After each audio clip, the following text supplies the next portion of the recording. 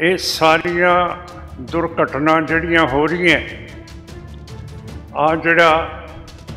ਗੁਰਪ੍ਰੀਤ ਸਿੰਘ ਨੂੰ ਸ਼ਹੀਦ ਕੀਤਾ ਇਹਨਾਂ ਦੇ ਪਿੱਛੇ ਉਹੀ ਤਾਕਤ ਹੈ ਜਿਹੜੀ ਸਿੱਖਾਂ ਨੂੰ ਸਾਰੇ ਪਾਸੇ ਕਤਲ ਤੇ ਸ਼ਹੀਦ ਕਰਾ ਰਹੀ ਹੈ ਕਿ ਇਹ ਬਹੁਤ ਵੱਡੀ ਇੱਕ प्लान पॉलिसी है मोदी दी उहदे गृह वजीर अमित शाह दी national security adviser Ajit Doval दी कि जिथे कैनेडा ते अमेरिका ने एक्शन शुरू कर दिता है, अजे तक बरतानिया ते पाकिस्तान ने कोई एक्शन अजे नहीं किया कि साडी बादशाही तोड़ के इंडिया ने भाई अवतार सिंह खंडे नूं मारिया, पाकिस्तान दे विच परमजीत सिंह पंजवड़ नूं ते लखबीर सिंह रोडे नूं मारिया। साध संगत जी, निमरता सहित आप नूं फतेह अर्ज करदे। वाहिगुरू जी का खालसा, वाहिगुरू जी की फतेह। अज आपां बड़े दुख की घड़ी दे विच गुरुद्वारा साहब दे विच इकत्तर होए हैं, क्यों करके धोखे दे नाल बगैर किसी वजह दे नाल सरदार गुरप्रीत सिंह उन्हां नूं जानों मार के इहो जिहे चंगे सिख नूं शहीद कर दिता है। ये जिहड़ियां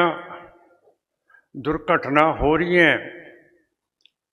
जे दोनों पासे चल पैण तां जिवें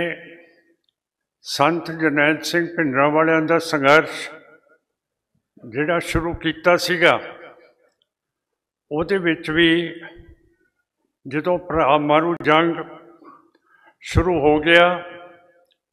तो फिर उस जद्दोजहद का खात्मा होया। एक पासे सरकार जिहड़े सिख आज़ादी के पक्ष दे विच हैगे है, उन्हां नूं इंडिया दे विच भी बाहर दे मुल्कां दे विच भी मरवा रही है। जिवें हरदीप सिंह निज्जर नूं, रिपुदमन सिंह मालिक नूं, सुखदूल सिंह नूं कैनेडा दे विच मारता है। साडियां खुफिया एजेंसियां ने हुक्म मोदी ते मोदी दी सरकार दा ते बरतानिया दे विच साडे भाई अवतार सिंह खंडे नूं जहर दे के मारता। पाकिस्तान दे विच परमजीत सिंह पंजवड़ नूं मारता ते लखबीर सिंह रोडे नूं मरवाता। हरियाणे दे विच दीप सिंह सिद्धू नूं मरवाता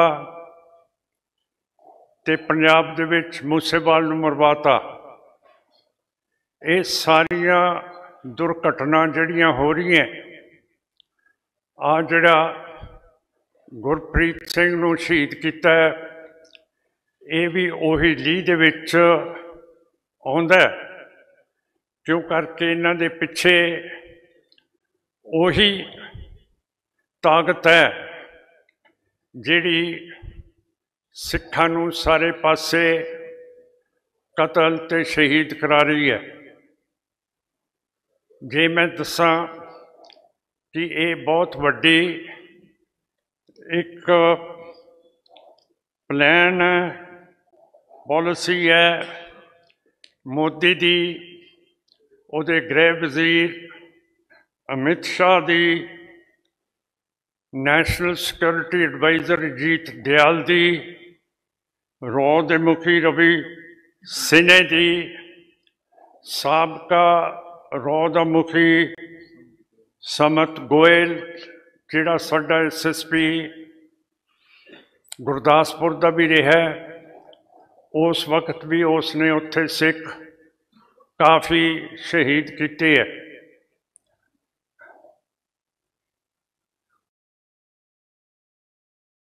डिफेंस मिनिस्टर राजनाथ सिंह, इन्होंने जिहड़ी पॉलिसी बनाई है, इहदे नाल इंडिया नूं नुकसान बहुत होया, क्यों करके हरेक मुल्क की बादशाही हुंदी है, उस बादशाही दे विच जाके कोई किसी तरह का जुर्म कोई कर नहीं सकता। पर जदों इंडिया सरकार ने अमरीका दे विच पन्नू नूं भी मरवाउण की कोशिश की, अमरीका की खुफिया एजेंसियां ने सारा पता कर लिया कि किहड़ा इहदे विच कसूरवार है, और एक गुप्ते नूं फड़ लिया, एक यादव दे वारंट कढ़ते है, नैशनल सिक्योरिटी एडवाइज़र डॉयल दे वारंट कढ़ दिते है, और होरां दे भी तफ्तीश दे नाल कढ़े जा रहे हैं। कैनेडा दे विच भी बहुत सख्ताई दे नाल सरकार जिहड़े उत्थे सिख इंडिया ने मरवाए है, शहीद किए है, उहदी भी तफ्तीश जोरों नाल चल रही है, और 4 मुलजम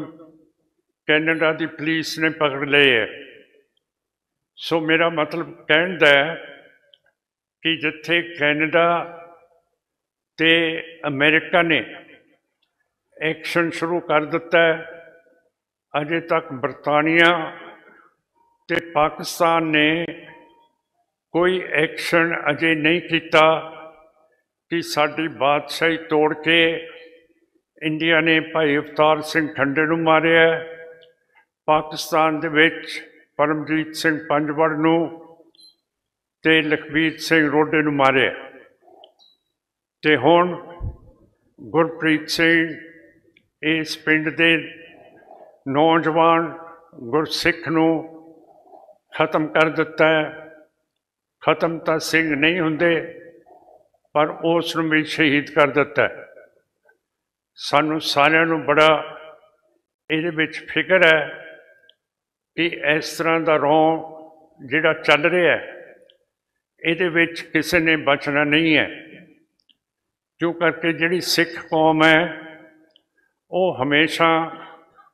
चुप करके नहीं बैठी रहिंदी। जे कोई सिखां दे उत्ते एक्शन हुंदा ते सिखां वल्लों रिएक्शन हुंदा। ये सानू इतिहास मत्सा रंगड़ तो लैके अज तक तुहानूं सारिआं नूं पता है कि की कीता गया, जिन्हां ने सिखां नूं कतल कीता, ते इहदी भी चौकसी सेंटर की सरकार दे विच बहुत हो गई है, क्यों करके जिथे पहला मोदी साहब दे प्रोग्राम का पता लग जाता सी कि फलानी जगह जाना, हुण मोदी साहब दे प्रोग्राम के बारे किसी अखबार दे विच नहीं आउंदा कि फलानी जगह मोदी साहब ने जाना हैगा, जिहदा मतलब है कि दूसरे पासों भी एक्शन मैं समझदा शुरू किया गया, जिहदा मैनू पूरा तो इलम नहीं है, पर जिहड़ा मोदी साहब ने हुण दसदे नहीं कि असीं कित्थे प्रोग्राम करना है, इहदा मतलब है दूजे पासों भी वार होनी शायद संभव है। सो ये सारिया चीज़ां जिहड़ियां हो रही हैं, गुरप्रीत सिंह जी सार हाकम सिंह जी दे पुत्र, उन्हां दे नाल साडा बहुत अफसोस है, सारे परिवार दे नाल, उन्हां दी धर्म पत्नी दे नाल, ते असीं महाराज दे पास अरदास करते हैं कि महाराज सच्चे पातशाह इन्हां नूं बल दिओ, जिहड़ा एक घाट जिहड़ी होई है इस तरह चोरी देने, किसी नूं ना दस्सिया, ना वैर कढ़िया, इस तरह मरवा देना, ये बहुत घातक है। तो जिहड़ी भी मूवमेंट कोई चला रहा है उहदे उत्ते बहुत फर्क पऊगा। जिवें पहलां भरा मारू जंग करके सरकार